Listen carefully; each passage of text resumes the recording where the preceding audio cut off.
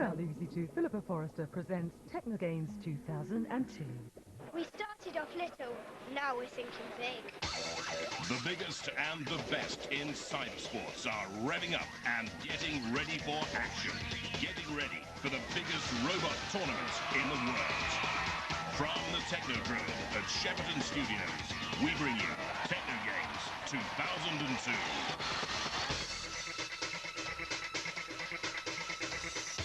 It's year 3 for Techno Games, and they're bigger and better than ever. Coming up on today's show, we go poolside for some aquatic adventures with the robotic swimmers. There's thundering action from the heavyweight sprints. We've got a brand new event for you, the rugby penalty kick. She's back. Skeletron is on the ropes again. We'll have all the thrills from the nail-biting assault course, plus the spills from the robo-cycling. But before the competition began, it was the crowd favourite Skeletron who opened this year's Techno Games. Twice a gold medalist in the natural rope climb and voted best overall robot in the very first year, she arrived in style in her very own custom-built car. Joined by reigning Nesta Prize winner, the lightweight sprinter Scuffle, who triggered the ignition button to officially declare Techno Games 2002 open for competition. And after Skeletron had left the building, the first event today was the swimming, one of the most fiercely contested events. Here's how K9000 came through as gold medalist last year. K9000 from Northern Ireland against Harrow School's Calypso. And it's the Irish who are just showing in front. It's going to be very, very close indeed. Calypso trying to spurt at the end, but it's K9000 surely. This year, over 151 entrants were whittled down in the qualifiers to the 45 who made it to the Games. Andy Collins took a look at the course before the bathing beauties put on their Speedos. It's time now for our robots to sink, swim, or just paddle around in a circle until their batteries run out. For this is the swimming event. Now, what our robots have to do is cover 25 metres here in our pool. The 2 fastest robots will go through to our next round later on in the Games. So there's everything to play for. Time now to meet the teams. So let's go over to Barry. So in lane 1 we have Gigasaurus, which costs £65 to build. Father and son team here, and Joel's friend Ben, and they're a first-time entrant. Turn Turtle, they're back for a second year. It's a teacher and 2 pupils here from Queen's College, Taunton. And they also took 6 weeks to build their robot. RoboDuck is the Davis family, complete father, son and daughter. Theirs cost £120 to build. Lane 4 with a record of 40 seconds for the 25 metres. Buoyant, another father, son and friend team. And in the outside lane, the Mysterious Smiths. Welcome back to them. 15 years to build, they say. Loads of money. Don't believe a word of it. And down on the Technodrome floor, giving us the tech spec on some amazing robots over the next fortnight, is our pits pundit. From the Robot Wars World Champs, Razor, he's Simon Scott. I'm here with RoboDuck in the pits. Now, this is a good machine. We've got a double motor system, we've got twin speed controllers. This thing's designed for reliability. We've got a simple crank motion here. Somebody lost part of their bicycle building this thing. Check out the flipper mechanism. Now, this machine is good because of the flippers. The flippers are below the water line, so there's going to be no loss of power. They're not going to come out of the water and be splashing about. I've got a feeling this machine's going to do well.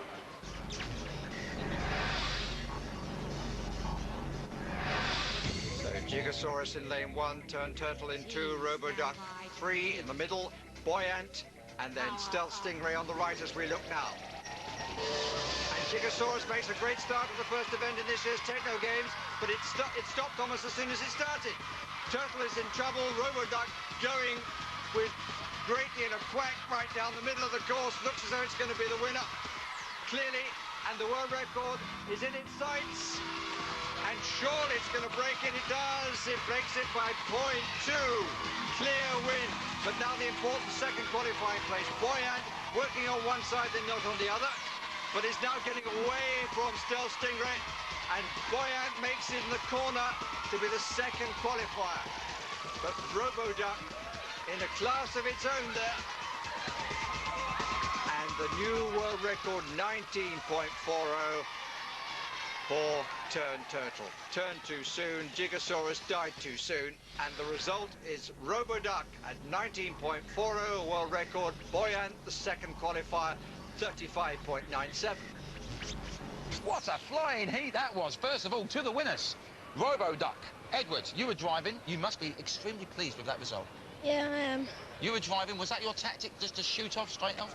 Yeah, we tried to just go straight through the middle just to come first. Congratulations, you're through to the next round, as is this team over here. Hello, team. Hello. Now, Debs, your robot, boy Ant, started off well, then went a little bit wonky in direction. Who's to blame for that? Him himself, he's got a mind of his own. You're happy, though, you're through to the next round. This is your first time in the games, isn't it? You had a little bit of argy-bargy, though, with this team over here, Stealth. Now, Stealth, haven't we seen you guys before? No, we're the Smith twins, all three of us. What went wrong? Because you were doing very well. At one point, we thought you were going to get second place. We were going well, they lost a bit of control. We tried to use our secret weapon on them. What is your secret weapon, I have to ask? Well, there's nothing in the rules that says we can't have a torpedo. Not that we've definitely got a torpedo. Of course, if you were ever here, because you're a very secret team, for you are Stealth. Exactly. And you ain't seen us, all right? I don't even know you who won't see us anymore either. Quickly on to Heat 2 with Suminator in lane 1 from the Commandant Village College. It's the first entrance in Techno Games. Nautilus Mega Kid is in lane 2 from St Nicholas School in Essex. Father, son and friend. Rob doing the steering. In the middle lane is Supersonic Squiddy. Mother, son and friend from Aylesbury in Buckinghamshire. Then in lane 4, K9000 Mark II, the holders of the previous world record, winners of the gold last year from Downside School, County Antrim. Will they be as good this time? And in the outside lane, Linford Lobster, teacher and pupils from the Connaughey High School in Flintshire. I'm with Nautilus Mega Kid. Let's lift the lid on this one. Look at that, this is beautiful simplicity. Got a little motor here, driving a tuniform motion. It's just straightforward rotary linear movement with a rigid flipper. This is absolutely brilliant. I rate this one for the competition.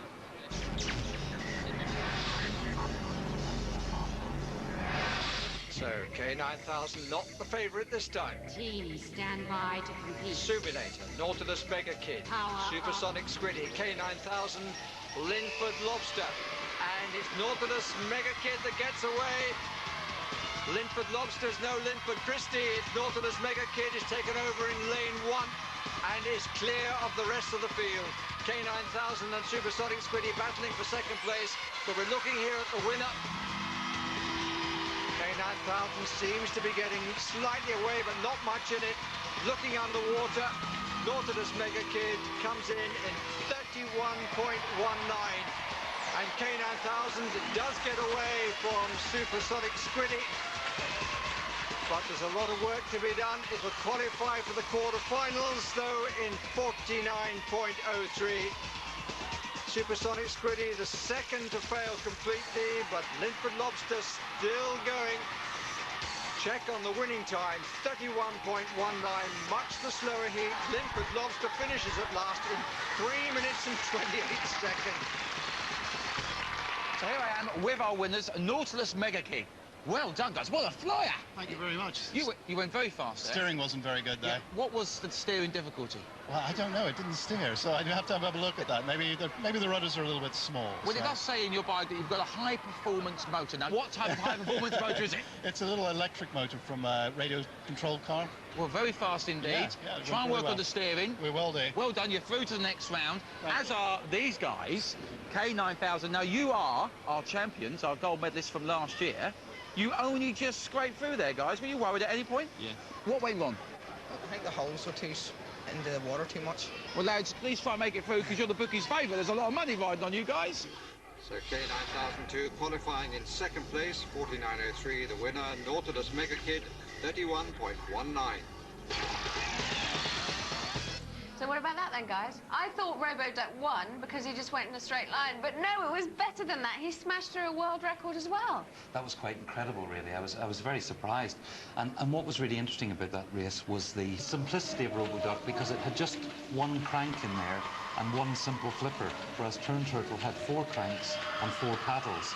So it was quite interesting that the much more simple one carried the day. And then what about in the second race? Well, I was very disappointed by that because I was rather hoping that the lobster would do much better, but it was a little over complex, I think, for a first time out, whereas the winner was the one that used his wife's clothes prop and bits of ducting from a tumbler dryer and bits of bike to make it work. Thanks, guys. And there'll be more swimmer heats coming up on Wednesday and Thursday before the finals next week. Now, our next action for you tonight is live from the Monster Truck Rally of the Games, because today is the day the heavyweight sprinters roll into the Technodrome. This is how this explosive event looked last year.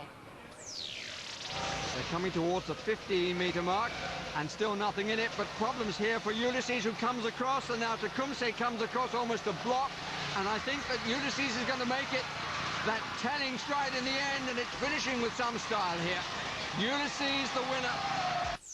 And we can now go down to Andy, who's having a look at this event for us. So, Andy, the heavyweight sprint is your event, isn't it, mate? Unfortunately, Philippa, I'm underweight. I only weigh in at 8 stone, which unfortunately is just not heavy enough. Cheeky. Scuttle Senior. We know from last game's round that Scuttle Junior, the little one, was super fast. Is the big boy just as quick?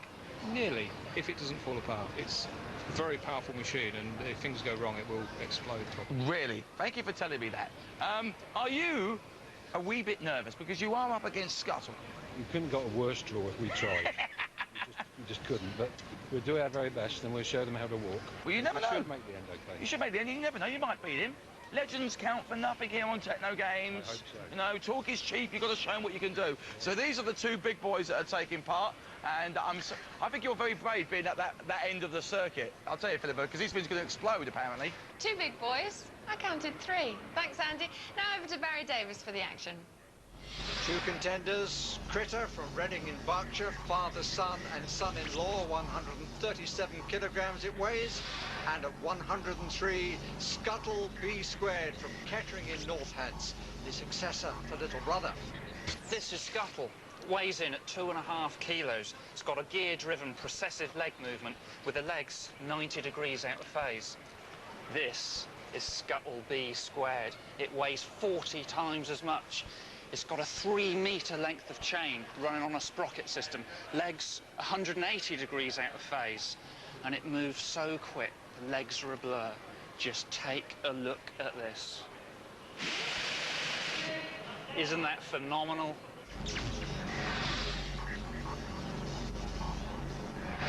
Will the phenomenon win? That's the question. Team, stand by to Franklin's look pretty confident. Power The owners of up. Critter not so sure.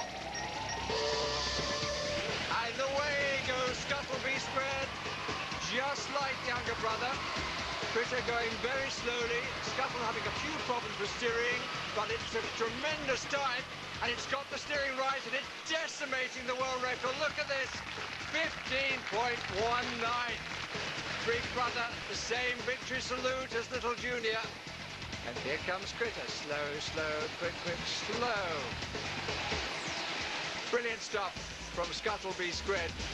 Every bit as good as the kid. Over 3 minutes, and Critter determined to make it to the line. Oh no! So close, and it doesn't cross the line. Lads, it was so close until we went green light, and then... What can we say? So close, but yet so far. So close. I've got to say, though, all the other Roboteers in our pits were looking at it and going, great design. They're very impressed with it. You just need to work on that speed of it, don't you? Yeah, what it is it's partly the weight of it and the power from the battery just drains so quickly. Now, Michael, Scuttle, very impressive, as I come to expect from you and your robots, sir. Pretty good. Pretty good. Pretty pleased with that. Well, I'll tell you, mate, you absolutely smashed the world record. The world record before was 51 seconds, just over 51 seconds. You got that in 15.9 seconds. Brilliant. No one, Michael, no one is going to beat that, and I think the gold medal's got your name written all over it. Tend to agree? Let's hope it doesn't fall apart. Yeah, great. So Scuttle B squared into the semi-finals with the world record and everyone else. Be warned. Critter. Aww.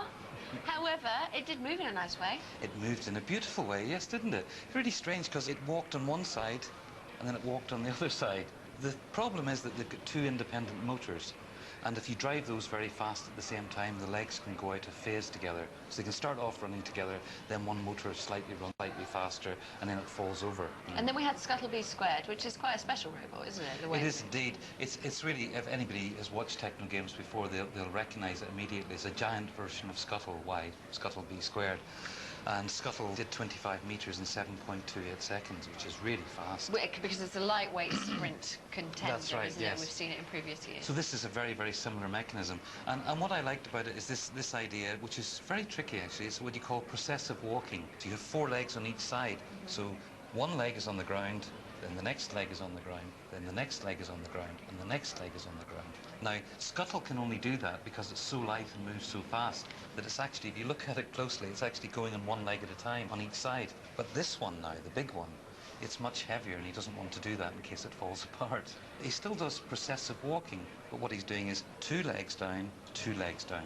So there are always 4 legs on the ground at any time. And it's got a really good, powerful drive mechanism, doesn't it? Yes, it's got 2 750-watt motors, which give it 1,500 watts. But that actually, interestingly, is the least powerful robot in the whole competition. But it's very intelligently designed, very cunningly designed, and it's also the lightest, which is 2 reasons for its speed. I would be pretty sure that that's a winner there. Thank you very much. And we'll have the second heat from the sprint track view live later in the programme. But right now, the next action we have is in the rugby penalty kick. So let's have a look for that elusive Johnny Wilkinson droid. And he had a look at the challenge before the event began. Time now for our Techno Games penalty kick. Each of our robots have to take one of these rugby balls and kick it over our posts. But it won't be that easy, because each robot will only be allowed 2 failed kicks. And if they do happen to get the rugby ball over the posts from the 10-metre mark, we'll move them back another 5 metres, and so on. Whichever robot kicks it the furthest distance over the posts will be our winner. Now, because this is a new game here on Techno Games, I want to set the standard at the 10-metre mark. So, here we go.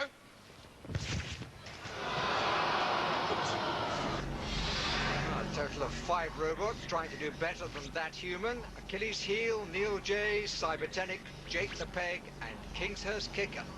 I'm with Achilles Heel. Now, this is beautifully made out of 1 sheet of 18mm ply. It's a wonderful piece of wooden construction. It also has one of the most versatile pieces of engineering equipment ever on it, the trusty bungee. But better than that is the hair-trigger mechanism on the foot. Now, we can put an enormous load on there, and it's not going to release.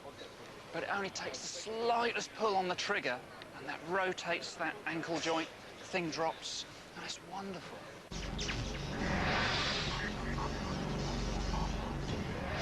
The first penalty kick. Teams, activate your machines. To say Simon has been very good at tipping winners so far. Achilles Heel. Oh, lovely clearance. Quality stuff from the team from Prudhoe Community High School in Northumberland. As a whistle, as they say. Clean. Hi, I'm Matt. This is my son Owain, who's 8 years old, and this is our robot, Neil J. Neil J is powered by a cordless screwdriver, which is attached to a rope, which is attached to a counterweight. The rope and the screwdriver and the counterweight pull the robot back. The counterweight then falls off. The actual kick is powered by 12 kilograms of weightlifting weights, which I've had in a shed for 10 years. I've never used them, and now, hopefully, they're going to come into their own. Sad to say that wasn't true of the first kick, which got nowhere fast, or high, or long. Here now the second attempt for Neil J. Teams, activate your machines. Tighter and tighter and tighter. Will it make real contact this time? Answer, not much. Just a slice. What a shame. The end of the efforts of the team from Bridgend. This is Cybertenic. Look at the size of this guy. I'm 6 foot. This machine's taller than me. But check this out. Got a big gas cylinder here. This is the equivalent to the muscles down your back, coming down to the gluteus maximus. Then we go into the hamstring muscle. Look, this is the kiddie down here. What we've got here is the Achilles toe. Now, this is brilliant. Now, what happens? We've got a photoelectric sensor here, and as the foot comes through, this gives the final push. You know, I think we're in danger of losing the ball out of the arena with this one. Cybertenic from Morriston Comprehensive School in Swansea.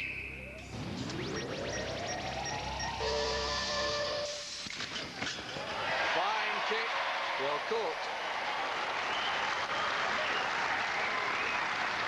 Right underneath it, little lay back. Dropped a little shorter, I think, than Achilles' heel. Jake the Peg only had one leg. Jake the Peg only needs one leg. What a leg we've got. Look at this. Hip joint, knee joint, ankle joint. But the difference is we're going to plug 1,000 PSI CO2 bottle into here and dump 1,000 PSI straight into this hydraulic ram. That's the muscle. This thing's going to coil up. And what a kick this is going to deliver. Ian Watts, university lecturer, the team St John the Baptist School in Sussex. He's to be found in many events. Mr. Watts, what about the kick? Oh yes indeed.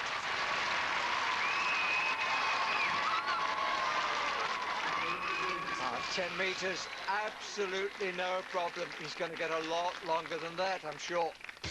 Hi, I'm Dave, this is Adam, and this is Paul. We're from the CTC Kingshurst Birmingham, and this is the Kingshurst Kicker. It works off 2 cylinders and a 3rd cylinder to release the leg. It is powered by CO2. We have had great kicks in practice. Oh, practice makes perfect, and the first kick was rather disappointing. Grubber kick, I think they call it. So now the second chance for Kingshurst kicker from Birmingham.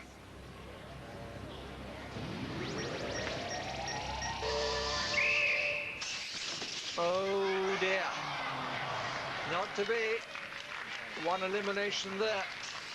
No height, and what, about 4 metres at best? So 3 left tomorrow, and they'll be starting from 15 metres and trying to get better than that. Achilles' heel, Cybertenic, Jake the Peg.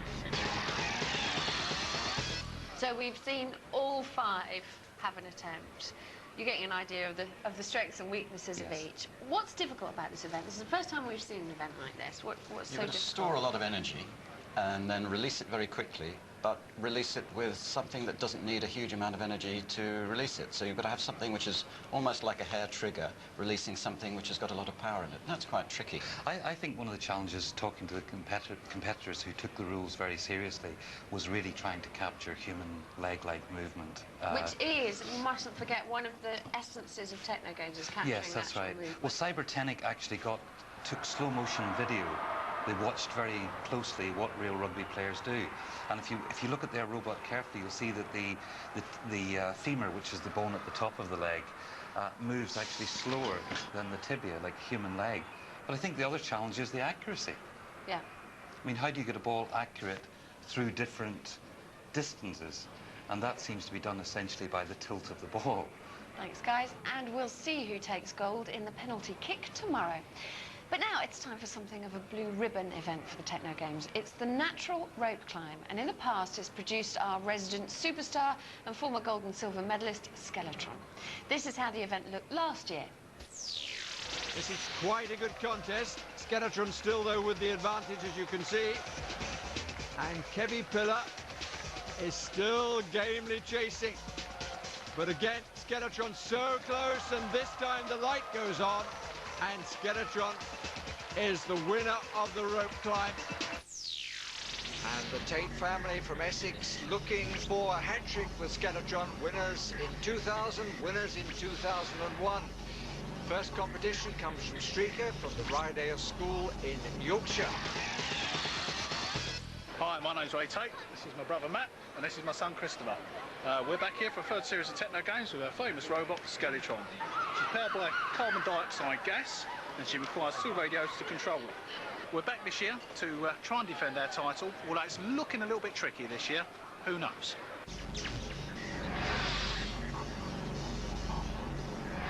Total of 9 natural rope climbers taking part in the competition. Fastest 4 qualify for the semi-finals. A little wink from rate 8, and away goes Skeletron. Quite a difference in physique between these two, if you can talk about robots in such a manner. The classic style of climbing from Skeletron. Streaker, a lot smaller, but inching its way up the rope, but clearly Skeletron's going to win. It's going to be outside its world record time, though. One more pull, and no, not quite. Bang goes the head, but now it does. 30.47. So over 3 seconds outside its own record. The style remains the same, as does the confidence. Good battle, though, from Streaker and its old windscreen wiper motor. Will its time be good enough to make the last 4? 57.51 behind Skeletron's 30.47. So Skeletron is back and up to her old tricks. A time of 30.47. Good enough? Not for the whole contest, looking at the other robots on the stands, I mean, it seems. But it certainly beat Streaker quite easily, didn't it? But, you know, essentially what Streaker is a windscreen wiper. It's got a windscreen wiper motor in there, and they made their own cranks, but essentially it's the same as a windscreen wiper. Didn't you notice its windscreen wiper movement? Some of the robots have used microcontrollers to get them up and down, and some have used radio control to get them up and down, but this one has managed to do without such sophistication, and that counts in my book for design elegance. Thanks, guys. There'll be more robots getting rope burns on Wednesday and Friday before next week's medal clash. But a gold medal isn't the only prize worth chasing. Every robot here at the Games also has the chance to emulate Skeletron and win the Nesta Prize for the most innovative design.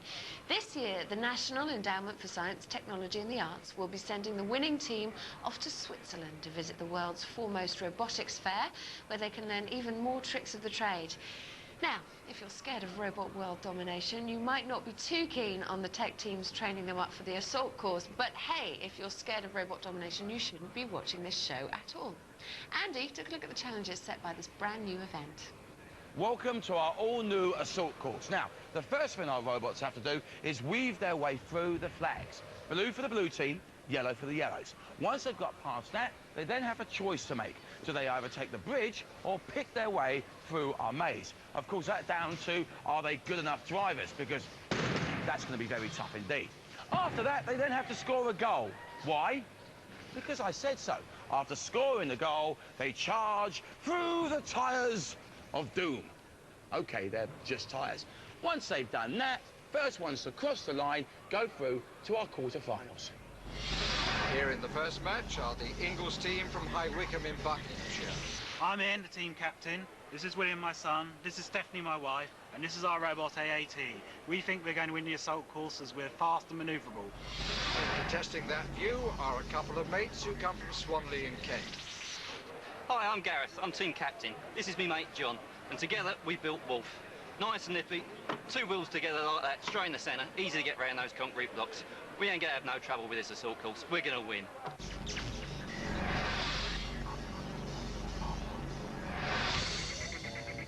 No lack of confidence. Please stand by to compete.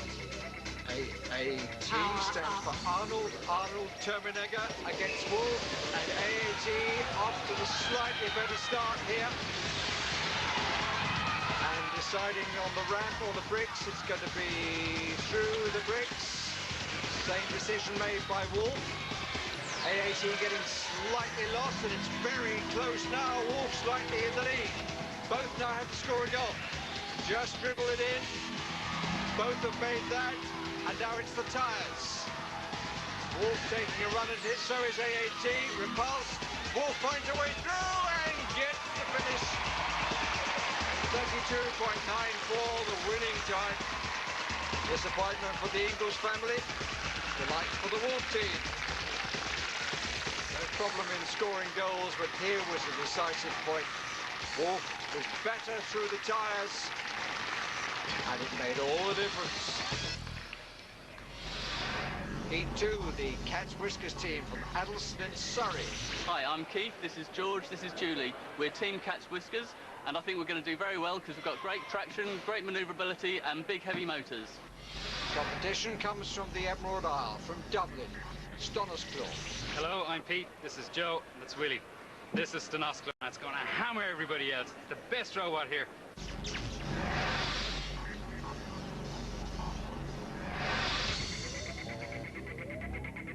Team, stand by to compete. Stunner's Claw on the near side, Cat's Whiskers on the far. Stunner's Claw off with the better start, but slowing down to get through the brinks and finding it fairly difficult. Cat's Whiskers too can't get through the first part of the assault course. But Stunner's Claw's going to go for the ramp, tries to get underneath it, and now on it and over the side. Oh dear, but give him credit for trying. Cat's Whiskers trying to get through the brinks. Stunner's Claw gets the reverse gear. There's going to be a clash here. Cat's Whiskers though with the advantage. Stunner's Claw decides not to try the ramp again. Knocks that out of the way as well as the brinks. Cat's Whiskers is about to score if he can get himself in the correct relation to the ball. Stunner's Claw suddenly picking up speed, still has to score a goal now. It's missed, I don't believe it. He's got to go back and get the ball under control. Somewhere underneath that is the Cat's Whiskers, pushing the tyres out of the way and crossing the line. What a hilarious race. To say the Irish had a bumpy ride is a huge understatement. Everything went wrong from the moment it came off the ramp. Did go into reverse there and recover, lost an eye, and then, in fact, they clearly couldn't see straight. In the end, Cat's Whiskers pushed the tyres out of the way and came home and left the Irish team in their misery. But look at the contrast in times, 1 minute 11.78, and that's for the winner. Wolf going through there. Fairly straightforward, really, wasn't it? Yes. What did you think? It's very dependent on how good the steering is. So a lot of these robots are steered by changing the speed of the two wheels. So if your outer wheel is going a bit faster, it'll turn to one side, and if the other wheel's turning a bit faster, it'll turn left. And it's very difficult to balance the two speeds the same in order to go in a straight line. And Cat's Whiskers, did they do better or worse than you thought they did? Well, they've got, as Martin was pointing out, they've got this tank steering which sort of skids around, and it doesn't have as good a control as the others. So they could benefit by having a gyroscope, yes, to control a straight line. Well, the fastest time we've seen so far, 32.94. I think it could be beatable. What do you think? Yes, but it's pretty good time, though. Thanks, guys. There'll be more action from the assault course tomorrow with 2 more heats, and if we've whetted your appetite for all things robotic, you can check out the Robot World website and get the lowdown on some of our top Techno Games competitors. But right now, it's time for the cycling, which was something of an experimental event last year. There were 2 bikes in the final, and the one that made it round became world champion. This year the competition is much tougher, although some of the tech teams decided to swallow their pride and use stabilisers. Andy took a look at the challenge. Now, fans of Techno Games will know that the biggest problem facing our tech teams is making their robots go straight. Sometimes even getting them to move at all requires a bit of a major miracle. But in cycling, we're actually asking them to go round in circles. Now, each team must complete 2 laps of our Techno Games circuit. Penalty points will be awarded if they fall over. And remember, teams, no wheelies. No one likes to show off. Anyway, time now to meet our cyclists. Over to Barry. So the first 2 contestants in this exhibition contest, Cyclobot from Hunden in Suffolk, and from Denbigh in North Wales comes Rasputin, the road-raging raptor.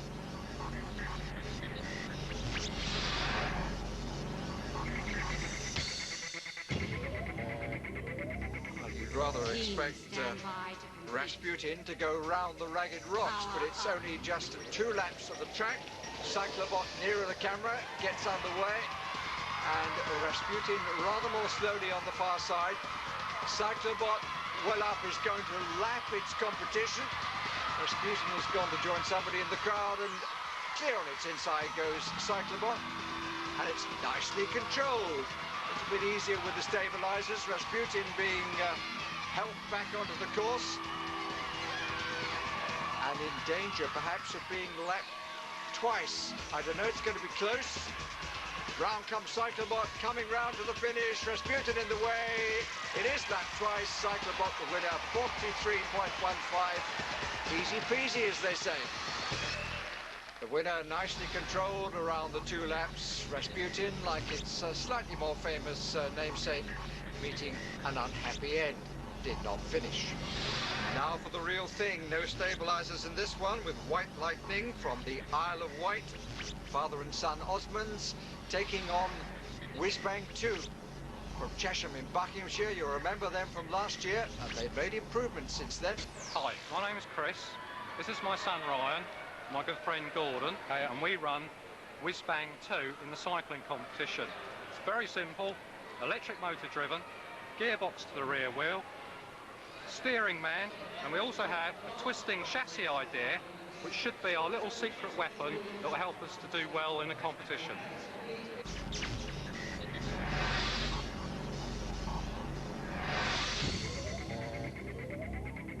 Teams stand by to compete. Power up. Down the rack goes Whizbang 2 with good adjustment. White Lightning off well as well. And then turning too early and hits the central podium. Whizbang 2 looking very realistic. Adjustments being made, it was seen by the rider. Excellent time for the first lap. He cuts the corner as well as White Lightning tries to restart. Whizbang 2 making lots of adjustments. Has White Lightning made a sufficient number? No, it's going round in a circle again. And Whizbang 2 on for a very fast time here as it comes to the finishing line. And it's a new world record. And father and son Delph, young Ryan, punching the air, absolutely delighted. All the changes have worked out. They have a winner here in Whizbang 2, and they have a world record. Oh, what did you make of that? That was gorgeous. I love that robot. How did it work?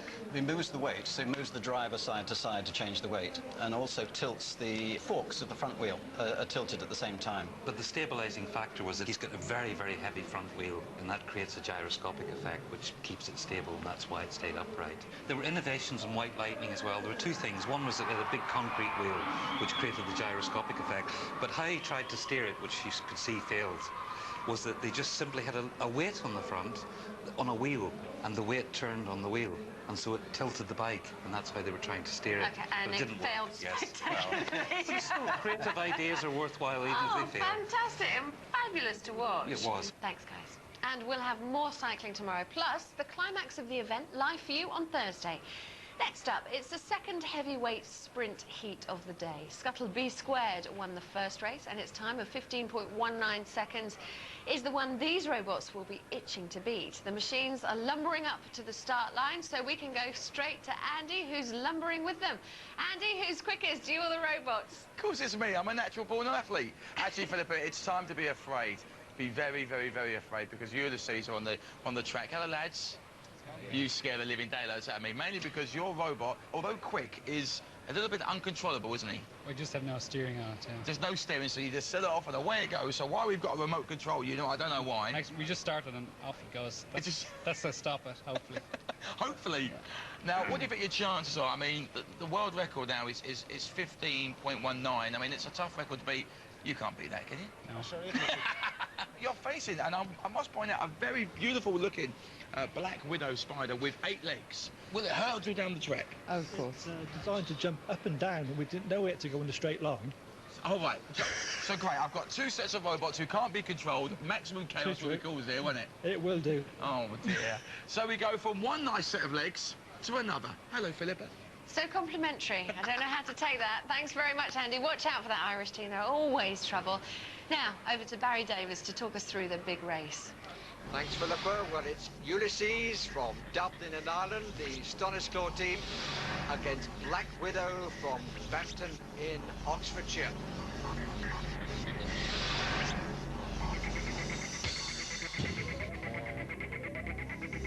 Teams stand by to compete. After the salt race, what should we expect now from the Dublin-based team? Black Widow made the quickest start, but getting nowhere fast. And Ulysses, you remember this start from last year? Oh, it's lost an eye, it's lost both. Does it know where it's going? I think it probably does. Trying to pick up speed, but compared with Scuttleby Squared, it's still rather slow, but it does have a change of pace, and it is creating its own assault course. But Ulysses, puffing away at the smoke, is going to win this. Black Widow getting nowhere fast, and a nice bit of straightening up as it comes to the finishing line. Ulysses wins 42.47, but it'll need about 15 extra gears if it's to beat Scuttleby Squared. And I'm afraid Black Widow didn't bite anybody. Good finish after creating its own problems. Last year's winner making it through to the next round.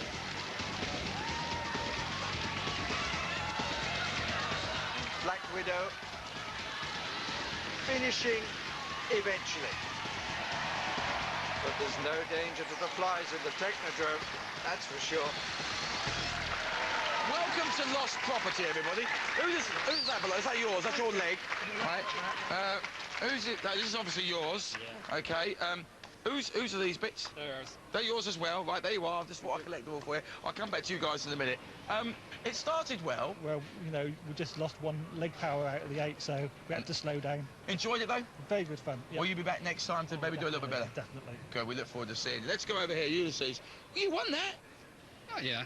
Well, I told you we were going to win. It went really well, and a good time as well. If it wasn't for those concrete blocks. Yeah, exactly. You're through to the semi-finals. Are you going to make any final modifications? Oh, we might put the face back on. Well, what about these bits? Where do these go? I mean, look at that. They're the shoes. They're the shoes? Yeah. All right, well, I suggest you try and put them back on. But well done, guys. You're through to the semi-finals. Well done indeed. Ulysses nearly 3 times slower than Scuttleby Squared. That'll be the one to avoid in the semi-final. I have to say, that was the best laugh I've had in absolute ages. I've never seen a Black Widow spider break dancing before. And those Irish guys, they just come up with a comedy time after time. I thought they were just going to drive on luck. And they have no steering, and even if you point it in a straight line at the start, there's no guarantee it's going to still be over the straight line at the end. Okay. No remote control, just set it off with a moped engine, let it go. So in fact, we provided the steering? Yes, there's For concrete the blocks. That's if there weren't concrete, it wouldn't be there. Did you think it was, It's a really moped jaunty, engine, wasn't was it? Yeah, petrol, that's why there was smoke coming out. And that's where the, because I worried when the smoke came out. It lopes along in a very jaunty way. The movement is fantastic. How about Black Widow? How does that move? Well, that's rather elegant. That's got a back axle from a car. And the interesting thing about a back axle is if you stop one wheel on one side, which they do with a handbrake, it makes the other side turn at twice the speed. So they do the steering by pulling on the handbrake on one side, and it does a sort of handbrake turn each time. So it's very difficult to steer, but it's a rather cunning idea. Thank you very much. And remember, you can cast your online vote for your favourite robot in our People's Vote.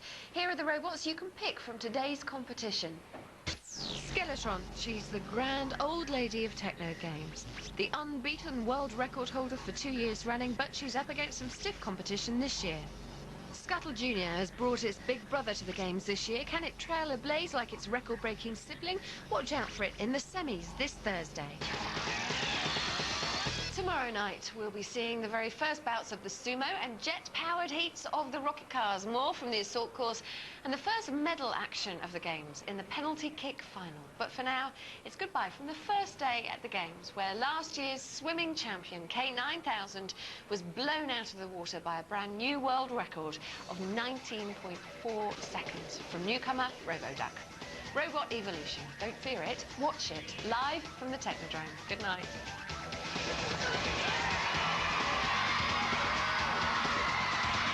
If you'd like details of how to take part in Techno Games 2003, call 08700 100 678 for an application pack. Or if you have a text phone, dial 08000 15 33 50.